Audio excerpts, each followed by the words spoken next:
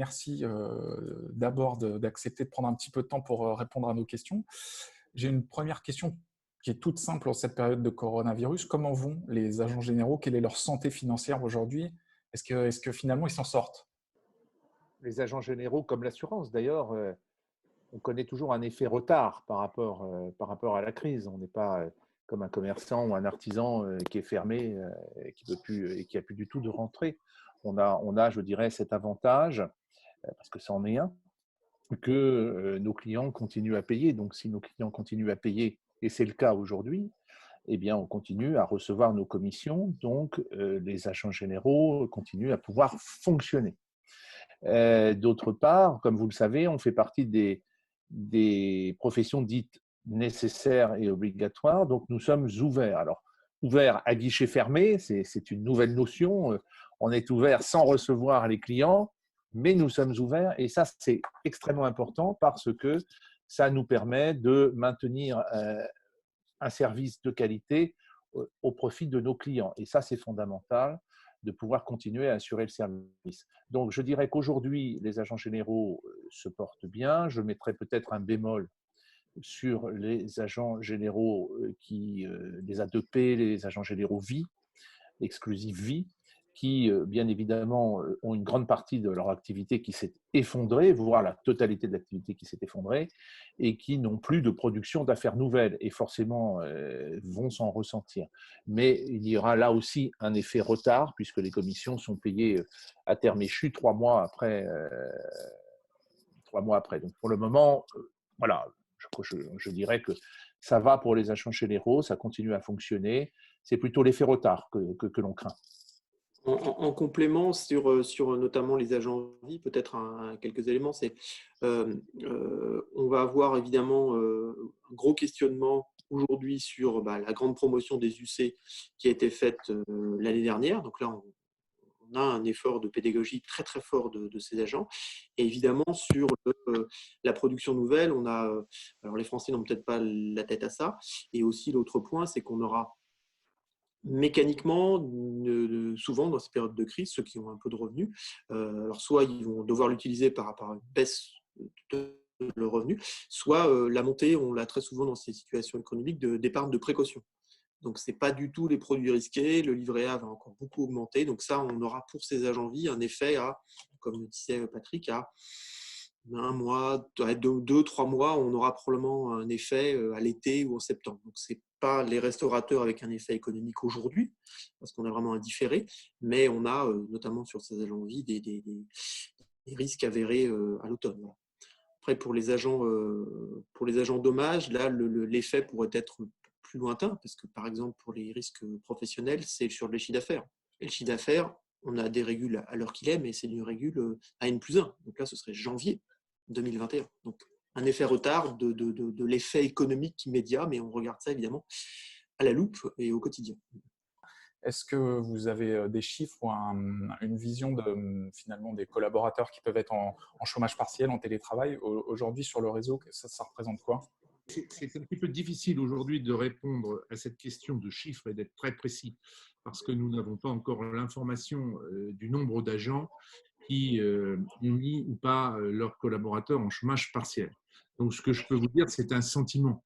Et ce que nous avons demandé, nous, on a demandé à ce que les agences fonctionnent à guichet fermé. Et on a demandé aussi aux agents généraux de ne pas surutiliser la mesure de chômage partiel.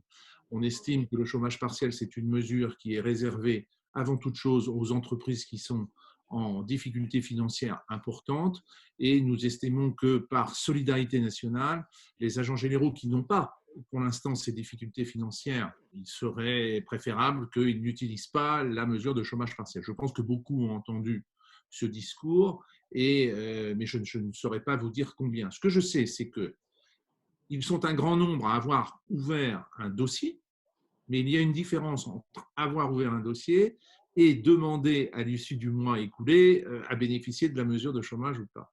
Moi, j'ai le sentiment qu'aujourd'hui, même s'il y a une chute d'activité qui est extrêmement forte, puisque les demandes en agence sont très faible, voire même presque nul, j'ai le sentiment aujourd'hui que les agents généraux et leurs collaborateurs continuent à travailler. Et on peut le voir, Grégoire pourrait vous le dire, au niveau des formations. On a beaucoup de formations aujourd'hui et je pense que les agents généraux en profitent pour se former eux-mêmes et former leurs collaborateurs. Une question maintenant sur les annonces qui ont été faites finalement ces derniers jours. Il y a eu des annonces de la FFA d'une part, beaucoup d'annonces d'assureurs dans la foulée avec beaucoup d'initiatives. Aujourd'hui, est-ce que vous êtes satisfait de ce que proposent les mandantes d'une part pour les assurés et évidemment, ça en découle sur les agents généraux. Aujourd'hui, est-ce que vous considérez que ça suffit? D'abord, première chose, j'aurais préféré que la communication des assureurs arrive plus vite et qu'elle soit plus facilement audible. Alors après, je sais que c'est difficile parce que cette crise, on vit je dirais un magma médiatique absolument incroyable. Ça communique de partout et forcément, c'est un petit peu difficile. Les assureurs ont mis un certain temps à prendre des mesures en soutien de l'économie. Alors certains pourront le regretter. Je crois que nos familles, le secteur de l'assurance, il est multiple.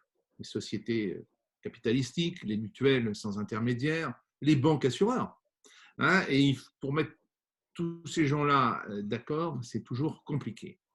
Alors, on a participé à cette discussion et nous, on a dit aux assureurs, il faut absolument communiquer, il faut absolument venir en soutien de l'économie. Et je crois qu'ils ont répondu à l'attente, enfin je l'espère en tout cas, des clients et du monde financier, aussi bien que du gouvernement. Aujourd'hui, les assureurs vont contribuer de façon assez importante au soutien de l'économie. Et ce n'est pas rien, je veux dire 400 millions d'euros pour le fonds de solidarité du gouvernement, 1,5 milliard dans un fonds d'investissement pour investir dans les sociétés qui vont avoir du mal à redémarrer. Ça, c'est fondamental. Parce qu'il va y avoir des sociétés, on parle toujours des petits commerçants qui sont fermés, mais il y a aussi des entreprises qui vont avoir du mal à redémarrer. Et donc, investir dans leur capital de façon à les aider, ça, c'est fondamental. Et puis, il y a, et vous l'avez cité, toutes ces mesures prises par les compagnies. Et toutes ces mesures prises par les compagnies, ça représente aussi un sacré paquet d'argent, puisque je crois que c'est pratiquement 1,75 milliard, 750 millions d'euros. C'est fondamental. Alors, c'est quoi toutes ces mesures? Toutes ces mesures, elles viennent en soutien direct des clients, puisque c'est là apporter des budgets, réduire des budgets d'assurance au profit des commerçants, des artisans qui sont fermés, des petites TPE. Ça, c'est extrêmement important. Et puis, il y a également et ça, on n'en parle pas non plus, l'engagement des assureurs, et je vous prie de croire qu'ils tiennent ces engagements, qui consistent à ce qu'aucune entreprise en France ne soit résiliée en paiement pendant cette crise. Et les plans de décalage des recouvrements de primes ont été extrêmement allongés, 3 mois, 4 mois. Donc, je crois me semble que oui, le secteur de l'assurance a largement répondu aux attentes des consommateurs. Alors, bien évidemment, ils ont répondu non à la seule question qui intéressait tout le monde. Est-ce que les pertes d'exploitation sont garanties? À partir du moment où ils ont dit non, ce n'est pas garanti, tout de suite, ça a été un haro médiatique. Mais enfin, je ne vais pas vous refaire l'explication de pourquoi on ne garantit pas les pertes d'exploitation, mais s'ils avaient payé ces pertes d'exploitation, il n'y aurait plus de secteur de l'assurance. Ça n'est pas une garantie qui peut être couverte parce qu'elle frappe par définition l'intégralité de la population économique. Donc, vous ne pouvez pas. L'assurance, ça repose sur un principe de mutualisation et sur un aléa. Donc, c'était absolument impossible. Donc, il ne faut jamais oublier que les assureurs ont aussi une obligation de solvabilité parce que nous devons garantir l'argent que nos clients nous ont placé. On doit garantir aussi notre capacité à indemniser nos clients quand ils ont un sinistre. Et ça, c'est aussi fondamental. Donc, je dirais qu'après avoir répondu à cette question de la perte d'exploitation, il me semble qu'on peut considérer que les assureurs ont répondu à la crise. Je rebondis sur ce que vous venez de dire. La création d'un régime de catastrophe pandémique, pour le coup, est-ce que ça vous paraît une bonne chose pour essayer de faire un petit peu comme ce qu'on fait pour les catastrophes naturelles? Je crois que la Fédération française de l'assurance s'est engagée à étudier ce dossier et c'est bien, et c'est bien, et c'est bien. Et c'est vrai qu'il faut qu'on le fasse. Vous savez, moi je crois que cette crise, elle démontre une chose. Les gouvernements n'étaient pas préparés à vivre une telle crise. Et on le voit bien, ils se cherchent, ils essayent d'inventer des mesures, ils ne savent pas tout non plus, ils ont le courage de le dire, c'est assez nouveau dans la politique française. Hein, on a des politiques qui n'hésitent pas à avouer qu'ils ne savent pas tout. Eh bien, le secteur de l'assurance ne savait pas tout non plus. Hein, et le secteur de l'assurance n'avait forcément pas anticipé cette crise. Et qui l'aurait anticipé? Donc aujourd'hui, on voit les dégâts que cela peut produire. Et créer un fonds de catastrophe sanitaire me semble être intelligent. Vous savez, voilà, alors que sera-t-il? Que sera-t-il? Vous savez, il fonctionnera, à mon avis, comme tous les fonds qui sont destinés à répondre à des catastrophes comme ça. C'est-à-dire qu'il faudra prendre une cotisation sur l'ensemble des primes. Est-ce que ça sera sur l'ensemble des primes santé collectives ou sur l'intégralité des primes payées par les clients? Mais oui, moi je suis très favorable à l'instauration d'une catastrophe, d'un fonds de catastrophe sanitaire, parce que il y a eu dans l'histoire de la France d'autres fonds qui ont été créés. Je ne sais pas si vous vous rappelez du fonds Bachelot, par exemple, qui avait été créé au moment de l'explosion d'AZF pour les catastrophes technologiques. Bon, ça, c'est un fonds qui, Dieu merci, n'a pas été amené à rejouer, parce que des catastrophes technologiques, vous n'en avez pas tous les jours. Les catastrophes sanitaires, avec la mondialisation de l'économie et tout ce qu'on voit, je crains malheureusement qu'on puisse revivre ça un jour. Donc oui, moi, j'y suis favorable. Je voudrais revenir sur la situation précise des agents et notamment des agents vie. Aujourd'hui, évidemment, ils vont être impactés, et vous l'avez dit, plus rapidement que les agents traditionnels. Est-ce qu'on est capable de chiffrer à quelle échelle ils vont être impactés? Et finalement, quel type d'agent va être le plus touché? Est-ce que ce sont vraiment les agents en pied? Est-ce que c'est les agents qui ont des toutes petites structures? Aujourd'hui, quelle est votre vision de la situation? Sur les agents vie, par exemple, évidemment, on peut donner un chiffre, c'est ceux qui ont des revenus les plus faibles. Alors, je dis revenus, qui ont un chiffre d'affaires, donc un montant de commission, il faut descendre évidemment les revenus. Par exemple, on sait qu'on a 800 agents qui sont à moins de 60 000 euros de chiffre d'affaires, de commission. Après, il faut descendre les charges, etc. Donc ça, on sait qu'on a déjà une population de 800 compliquée. Alors, je rappelle les réseaux, évidemment le réseau A2P, réseau Le Conservateur, des agents Aviva, un réseau spécifique, des agents Swiss Life.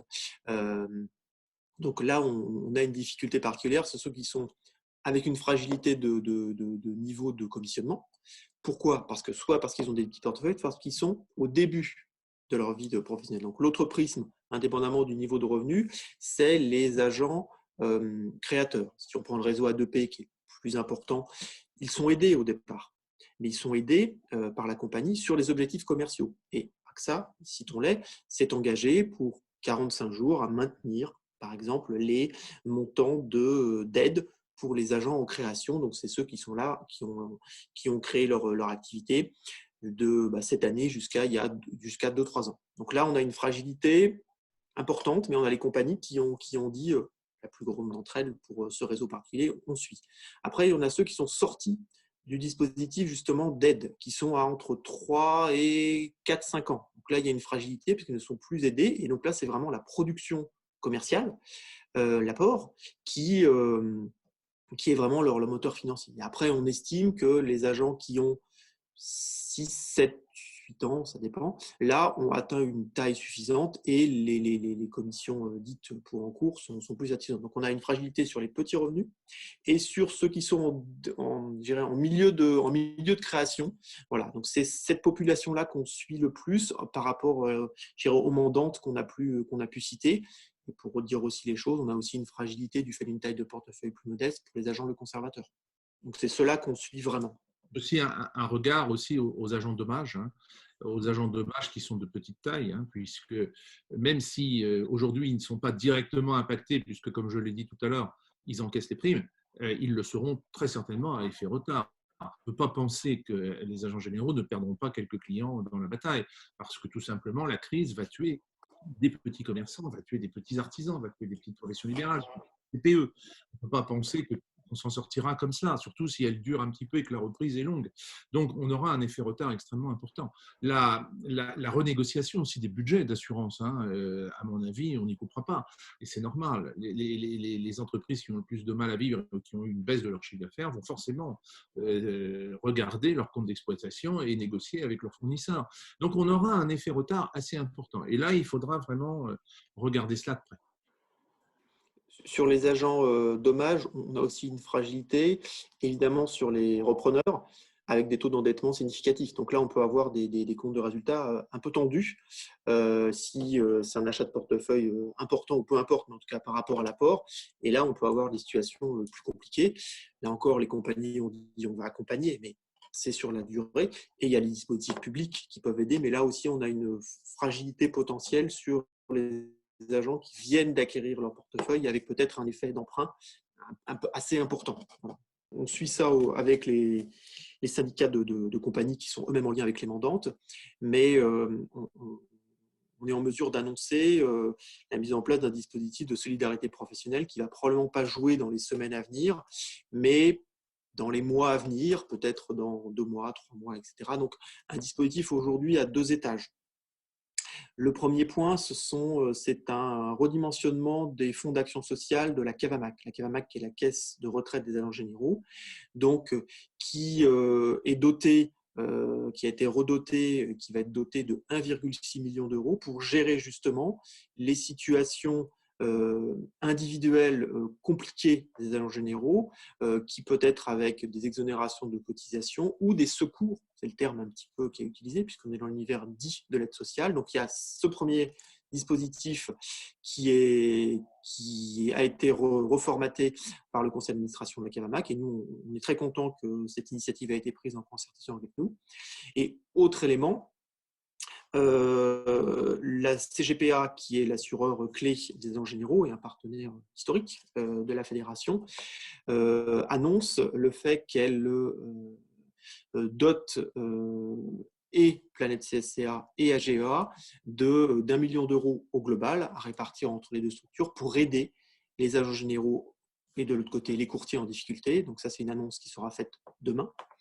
Et donc, nous allons remercier bien sûr CGPA pour ces éléments et avoir justement à notre niveau une quote-part de ce 1 million d'euros pour aider là encore au niveau d'AGEA les agents en difficulté. Donc on est en mesure d'annoncer des mesures d'accompagnement des agents individuels, des agents généraux en difficulté pour 2 mois, 3 mois, 4 mois, on verra. Voilà. Donc on a mobilisé, on est très heureux de pouvoir l'annoncer, des fonds professionnels puisque finalement c'est des cotisations anciennes et de retraite et de RC Pro des agents généraux qui sont réutilisés dans ce moment clé pour aider les agents généraux. Et il est bien évidemment, je dirais, intégré dans notre esprit que si ces fonds ne devaient pas suffire à faire face à la situation, eh bien AGA, bien évidemment, compléterait le fonds de solidarité qu'elle met en place grâce au versement de CGPA. Mais voilà, et donc on sera très très attentif à tout ça. Mais en tout cas, c'est vrai que ce fonds de solidarité, moi j'en avais le vœu depuis très longtemps de le mettre en place. Et vraiment, on remercie CGPA de cette dotation parce que ça accélère la mise en place du système. J'ai une question sur la formation maintenant. Vous l'avez évoqué en début d'entretien. Finalement, beaucoup d'agents se tournent vers la formation. J'imagine que c'est important pour vous. Est-ce que c'est une façon de garder le lien avec vos agents, de les garder alertes pour la perspective d'une reprise? Et aujourd'hui, est-ce que vous constatez finalement une augmentation de la demande de formation? Et question in fine, sur quoi se forme-t-il? Est-ce qu'on est toujours sur les 15 heures DDA? Est-ce qu'ils demandent d'autres choses? Aujourd'hui, c'est quoi votre regard sur ce sujet? La formation, ça a toujours été un petit peu le bébé de la fédération.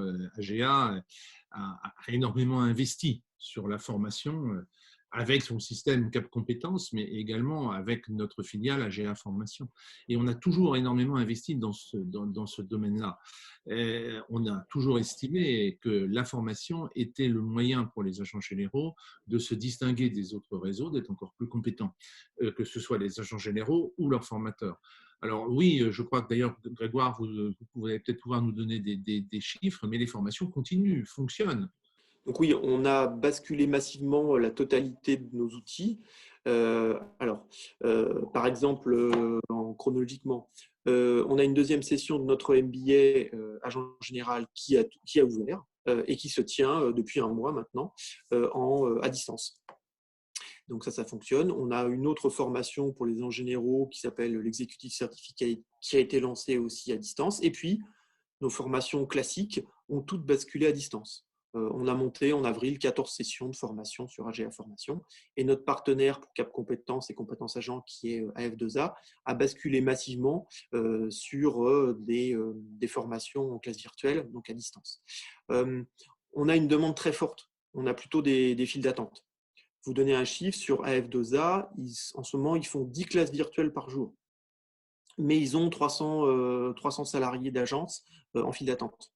On a plutôt pénurie on a un petit peu de difficultés techniques, mais aussi ce sont les formateurs. Donc oui, les agents et les salariés utilisent massivement ce temps particulier de moins d'activité clientèle pour se former, donc ça marche très très fort, mais on a plutôt des difficultés à suivre au niveau un petit peu technologique, mais surtout au niveau des formateurs, parce que c'est compliqué pour un formateur de basculer du présentiel en classe virtuelle. On ne peut pas faire 7 heures via une application Zoom ou autre, ça doit être plus court, ça doit être plus dynamique. Donc oui, ça me fonctionne très très fort. Après, en thématique, on est sur notre catalogue habituel sur tous les thèmes.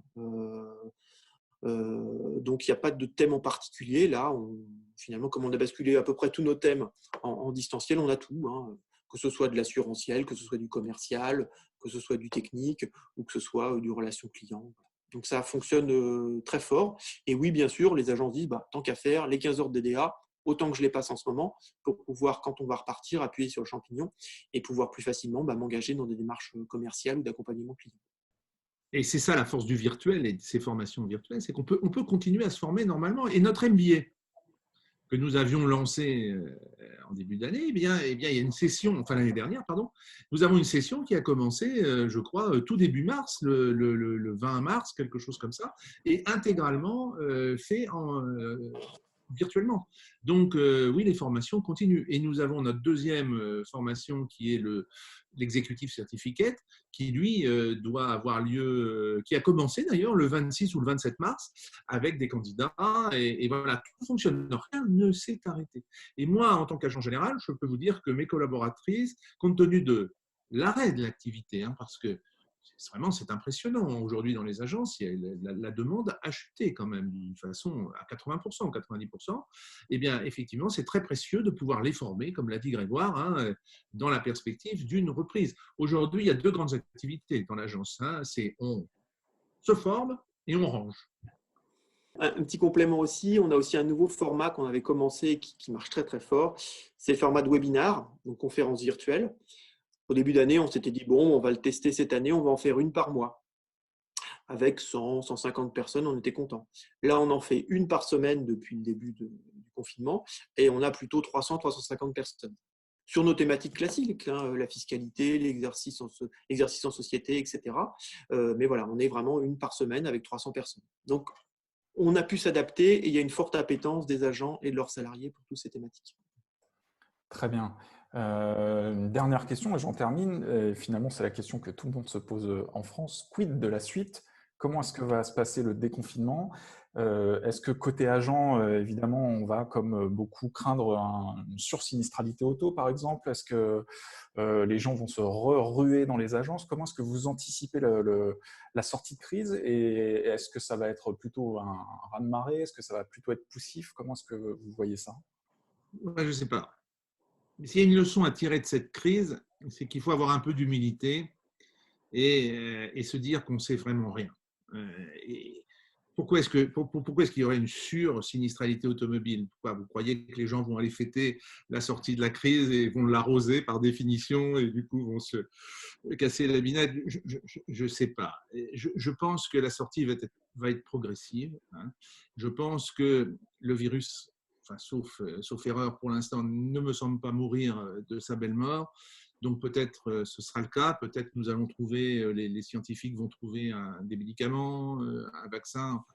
Personne n'en sait rien aujourd'hui. Donc je crois que le déconfinement va être progressif. Et il nous appartient, comme toute fédération professionnelle, de réfléchir à comment sortir de ce confinement et à mettre en place des guides pour chaque agent général pour continuer à protéger à la fois ses collaborateurs, mais aussi les clients qui viennent. Donc, nous y réfléchissons.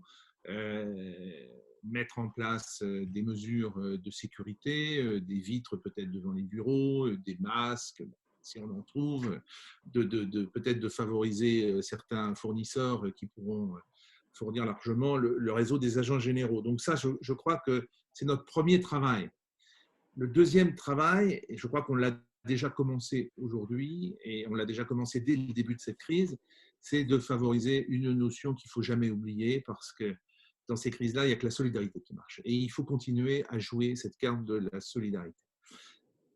Moi, si je retiens une grande leçon de cette crise, c'est ça. La solidarité, ça permet à une profession de réagir.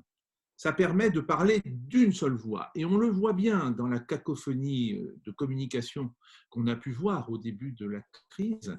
La difficulté, par exemple, qu'a eu la FFA de se mettre en rang, ça vient justement de ces différences entre les trois grandes familles de la FFA. Et il faudra aussi la Fédération française de l'assurance tire des leçons de cette crise, c'est-à-dire qu'il faudra qu'elle ait sûrement un regard sur ses prises de parole en cas de crise grave. Et nous, on doit avoir la même chose, c'est-à-dire parler de la même voix. Il est complètement, par exemple, contre-productif qu'AGA envoie une communication et que cette communication soit immédiatement reprise par l'ensemble de ces syndicats ou l'ensemble de ces régions. Parce que sinon, les agents la reçoivent 3 fois ou 4 fois. Et du coup, on rajoute à cette cacophonie de communication. Et puis, les solidarités, vous savez, il y a un vieux dicton qui dit que quand le diable est à la porte des églises, les églises sont pleines. Eh bien, c'est un peu vrai. Aujourd'hui, ce n'est pas le diable, c'est ce foutu virus, c'est peut-être d'ailleurs à peu près pareil.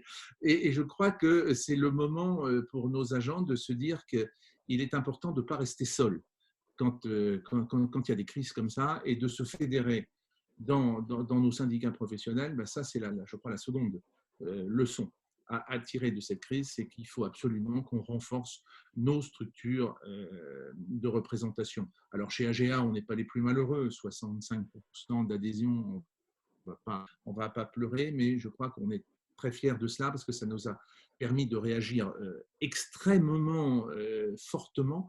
Et voilà, donc je crois que c'est les grandes leçons à conserver, à garder en esprit.